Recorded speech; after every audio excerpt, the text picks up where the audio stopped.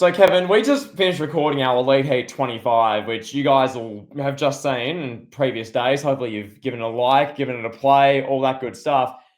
And the New York Post's 2023 Pro Wrestling Awards has come to our attention. We need to do an extra on this, as we are Yes. doing now. Kevin, just your initial blunt reaction to the New York Post's 2023 Wrestling Awards, pal. I mean, overall, when you look at the awards and you read some of them, you're like, what is there to really be fussing about? Like Mm. female wrestler of the year, Becky Lynch. Okay. Mhm. Male breakout star of the year, LA Knight. Mm. Female breakout star of the year, Julia Hart. Return of the year, CM Punk. Pretty standard stuff. Um, then you get to like some of these awards that are like, okay, promo of the year, Cody and Sammy on Raw.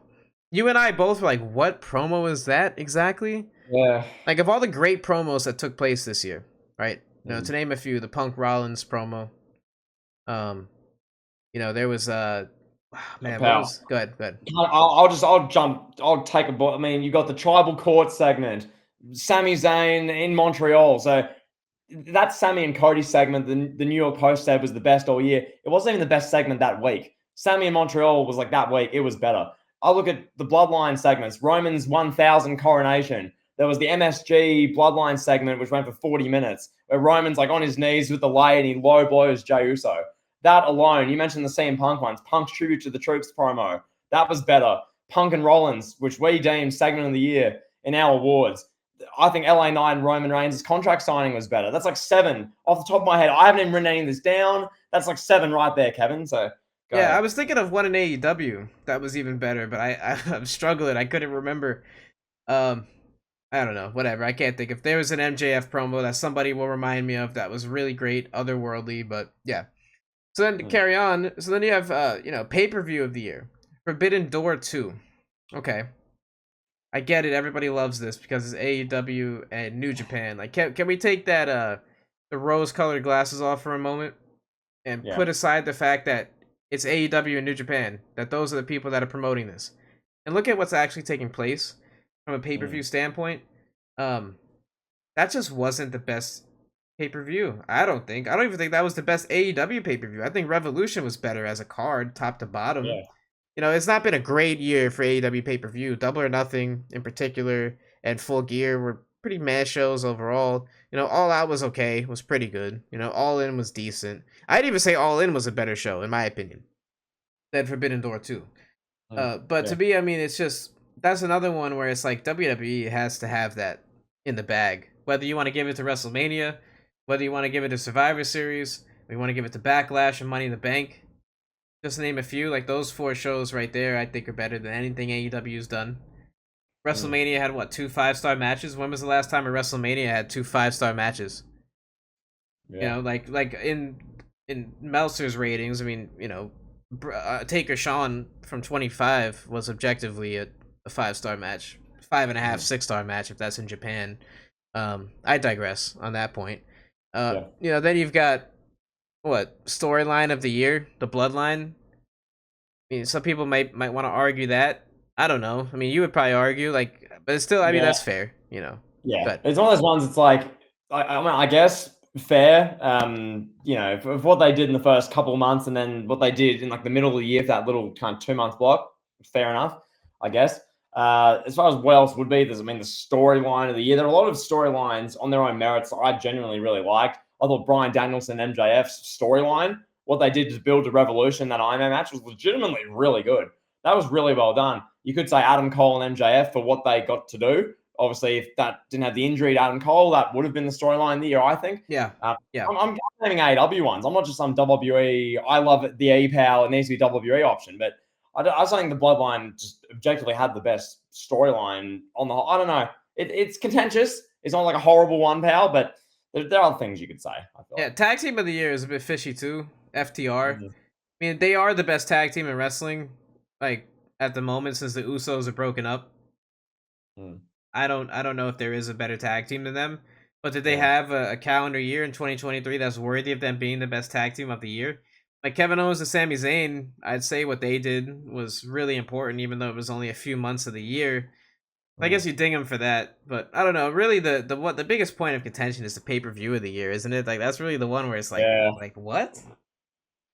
Yeah, that's questionable. I'm not saying Full Gear is bad. It was Full Gear, sorry. Forbidden Door. We're not saying Forbidden Door is bad or anything. We both watched that show. Most of you listening to this watched that show as well as all the other PLEs this year. I just think how you can not say WrestleMania 39. I went back and watched about a couple of hours of WrestleMania 39 the other day as sort of preparation for some end of year content.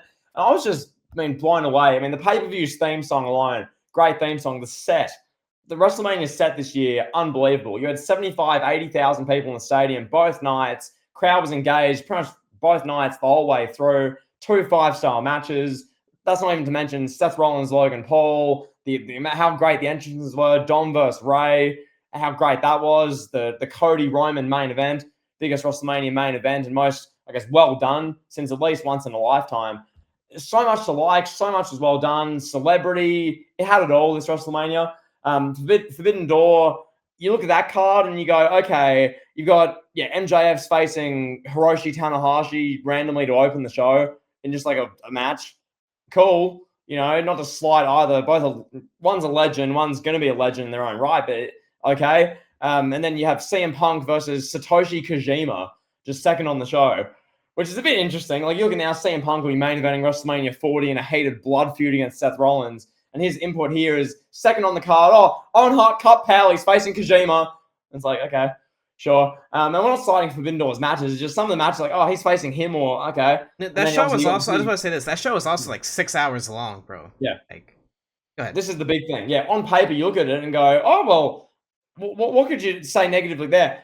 It's the live viewing experience. We're all human, Kevin. If you sit down at 3 p.m. and you're still watching a show at 7:30 p.m., you're not really generally going to feel the same. Generally, it's more of a toll's been taken on you. It's going. You feel the effects of it.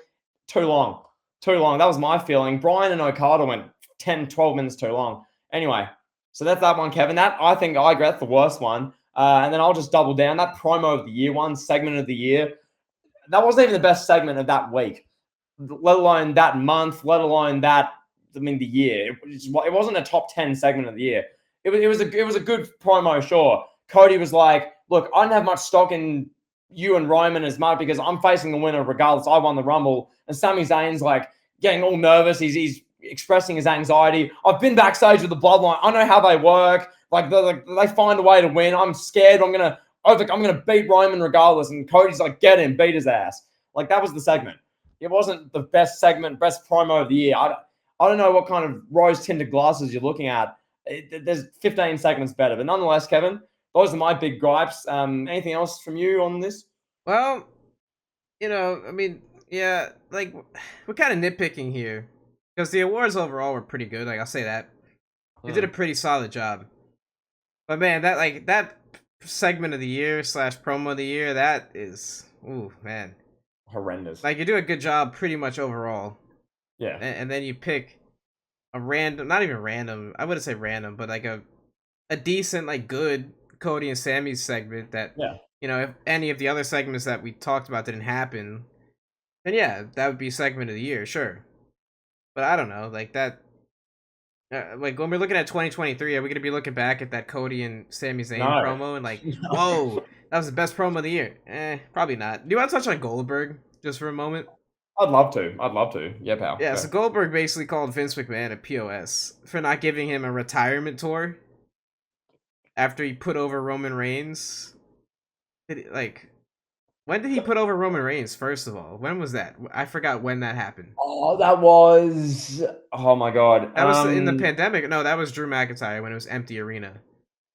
I'm having a mind blank. No, it was 2022, wasn't it? Before he faced Brock. It was the second shot. It was whatever the name was, February 2022, I believe. It was October of 2022 he faced Logan Paul. And then October 2021 he faced Brock. So it was February 2022. Yeah, February, yeah. Yeah. So yeah, I'm looking at that going, okay, so Goldberg, you do the job for Roman, pal. You don't just deserve a 5-month long retirement tour. where you're facing all these big stars and you're wrestling every pay per view. Like, no, we don't. No one wants to see that. Respectfully, like, do that in AEW. I'm sure Tony Khan will pay you $12 million to do it. Unbelievable. Yeah, that's weird. He's like trying to bury Vince McMahon. Like, Kurt Angle wrestled Baron Corbin in his final match. And you're no Kurt Angle, pal. I don't know. Whatever. Pal, the other thing with Goldberg, yeah, he returned in 2016.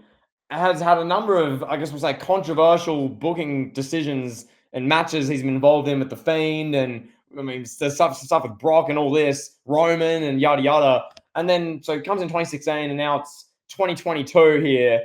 And he's cracking the poos with Vince McMahon, pal. He hates Vince. Pal, Vince McMahon is an elderly man with a walking frame now and a cane, pal. That's Vince McMahon. He's past the days of the paralegals. He's past his power trip days. He's just playing cards with Mark Calloway. He's hitting the gym. He's doing whatever retired old people do. He's in a retirement home with Linda, pal, being respectful and faithful. He doesn't need this garbage with Bill Goldberg, pal, trying to cause beef, trying to create internet drama in the wrestling community. Vincent Kennedy McMahon doesn't need that, pal. Okay, he's off sorting his billions into different accounts. He's off doing all that business, pal. Nonetheless, Bill Goldberg, poor form. Go sign with AEW and main event, steal their TV spotlight, just like they're going to do anyway. Oh man, pal. What a way to end this extra. Thank you guys all for watching. Peace. Peace.